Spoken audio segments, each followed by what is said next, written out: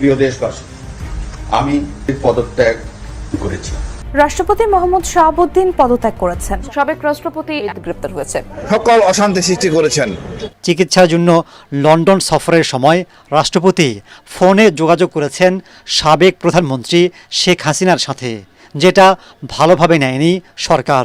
জনগণ বিরোধী, অভ্যুত্থান বিরোধী, বিপ্লব বিরোধী তার সাথে কমিউনিকেশন করলো। আমার দাবি থাকবে ওনার পদত্যাগের পর ওনাকে অ্যারেস্ট করা উচিত। আসসালামু আলাইকুম প্রিয় দর্শক, এইমাত্র রাষ্ট্রপতি শাহাবুদ্দিন চুপ্পু পদত্যাগ করেছেন। পদত্যাগের পরে তিনি গ্রেপ্তার হয়েছেন। প্রিয় দর্শক, রাষ্ট্রপতি শাহাবুদ্দিন চুপ্পু ক্ষমতা থাকানি অবস্থা যে গোপন কাজগুলা করেছিল সব এবার প্রকাশ্যে এসেছে। শেখ হাসিনার সাথে যেভাবে ফোনে কথা বলেছিল এবং বিদেশে চিকিৎসা যে সেই চিকিৎসা থাকার নাম করে শেখ হাসিনার সাথে যেভাবে চুক্তি করেছিল, গোপন ষড়যন্ত্র করেছিল বাংলাদেশ নিয়ে, সব বিষয় তুলে ধরবো।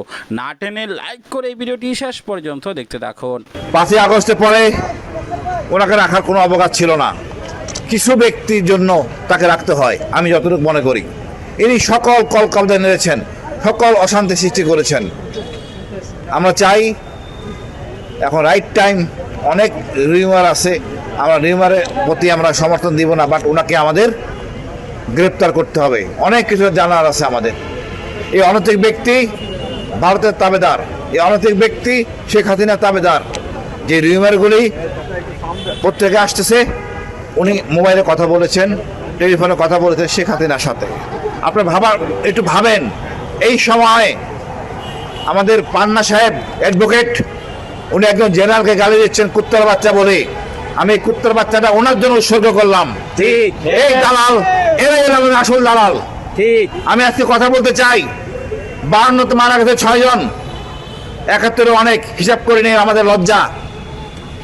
আমরা 70 দেখছি কয়জন মারা গেছে, কিন্তু এই 24-এ মারা গেছে 1400 প্লাস, 30,000 উপরে আহত হয়েছে। আমরা এদের জন্য কোনো রকম নাই, কোনো লজ্জা নাই। এটা নির্লজ্জ জাতি। আমরা নির্লজ্জ না, আমাদের নেতারা নির্লজ্জ। রাষ্ট্রীয়ভাবে কিছু করা হচ্ছে না, জোরে সোরে করা উচিত, এটা আমাদের গর্ব। আজকে এই চুপ্পুর ব্যাপারে আমরা সোচ্চার। আমাদের আগেই ঘোষণা ছিল, কিন্তু পরিবেশের জন্য আমরা করতে পারি নাই। আজকে মনে হয় সেই সুযোগটা আল্লাহ দিচ্ছেন। আমরা যা পারছি আমরা এসেছি। আমাদের প্রতিবাদ হলো চুপ্পুকে গ্রেপ্তার করতে হবে।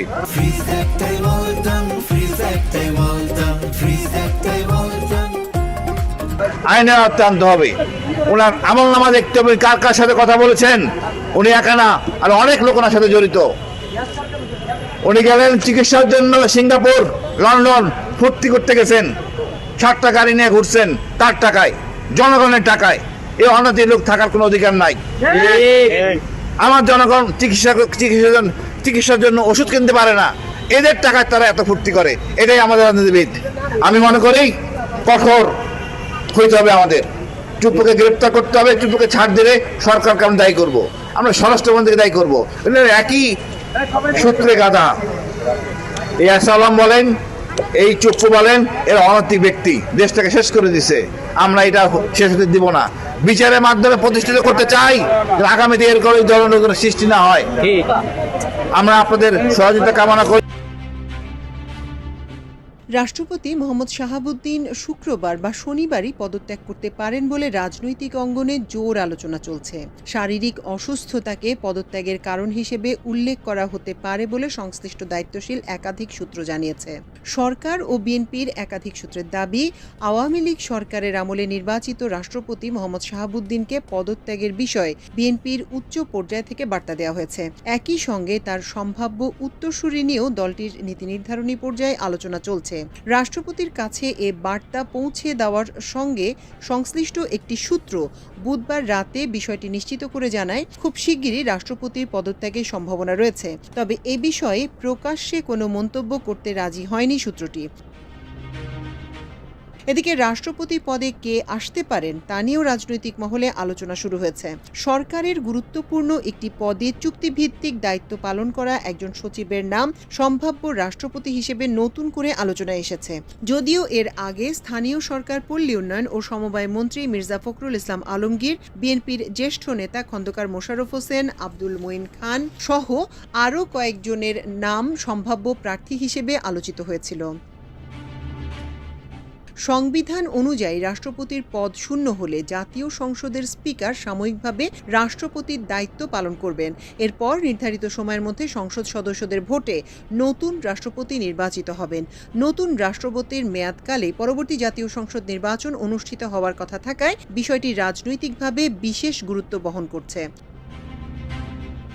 তবে রাষ্ট্রপতি পদে নিজের নাম আলোচনায় থাকার বিষয়ে বিএনপির জ্যেষ্ঠ নেতা খন্দকার মোশাররফ হোসেন সংবাদ মাধ্যমকে জানান, এ বিষয়ে তিনি কিছু জানেন না। তিনি বলেন, আমি এ বিষয়ে একেবারেই অবগত নই। রাষ্ট্রপতির পদ শূন্য হলে অনেকের নামই আলোচনায় আসতে পারে, সেটাই স্বাভাবিক। জানা গেছে, রাষ্ট্রপতি মোহাম্মদ শাহাবুদ্দিনের পদত্যাগের খবরে সফর সংক্ষিপ্ত করে দেশে ফিরছেন জাতীয় সংসদের স্পিকার হাফিজউদ্দিন আহমেদ। চিকিৎসার জন্য বর্তমানে থাইল্যান্ড সফরে থাকা স্পিকার শুক্রবার দেশে ফিরছেন। পূর্ব নির্ধারিত সময় অনুযায়ী তার আগামী ২৬শে জুলাই রোববার দেশে ফেরার কথা ছিল। সংবিধান অনুযায়ী রাষ্ট্রপতিকে স্পিকারের কাছে পদত্যাগপত্র জমা দিতে হবে। চিকিৎসার জন্য গত ১৯শে জুলাই ব্যাংকক সফরে যান স্পিকার হাফিজউদ্দিন আহমেদ। সফরসূচি অনুযায়ী আগামী ২৬শে জুলাইয়ের জন্য ফিরতি টিকিট কাটা ছিল, কিন্তু সফরসূচি সংক্ষিপ্ত করে শুক্রবার দেশে ফিরতে স্পিকারকে সরকারের উচ্চ পর্যায় থেকে অনুরোধ করা হয়েছে বলে সংসদ সচিবালয়ের একাধিক সূত্রে জানা গেছে। সংসদ সচিবালয়ের একাধিক কর্মকর্তা জানিয়েছেন, সফরসূচি অনুযায়ী আগামী ২৬শে জুলাই স্পিকারের দেশে ফেরার কথা ছিল, কিন্তু সরকারের উচ্চ পর্যায় থেকে তাকে দ্রুত দেশে ফিরতে অনুরোধ জানানো হয়েছে। সে কারণে তিনি শুক্রবারই দেশে ফিরবেন। স্পিকার কখন দেশে পৌঁছাবেন এমন প্রশ্নের জবাবে ওই কর্মকর্তা বলেন, এখনও টিকিট হাতে পায়নি, তাই বলতে পারছি না, তবে তিনি শুক্রবারই দেশে ফিরবেন। জানা গেছে, শুক্রবার দুপুর ১২টা ১০ থাই এয়ারওয়েজের একটি ফ্লাইটে তিনি ঢাকায় অবতরণ করবেন।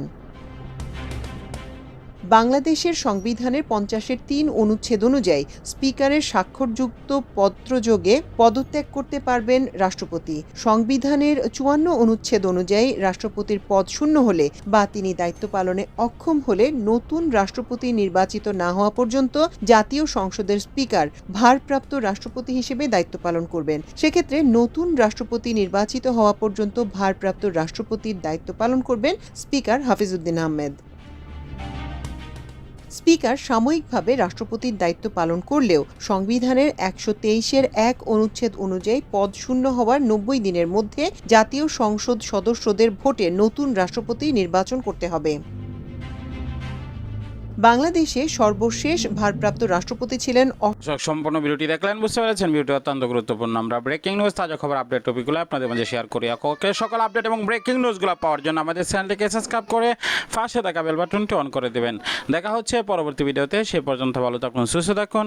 আসসালামু আলাইকুম ওয়া রাহমাতুল্লাহ।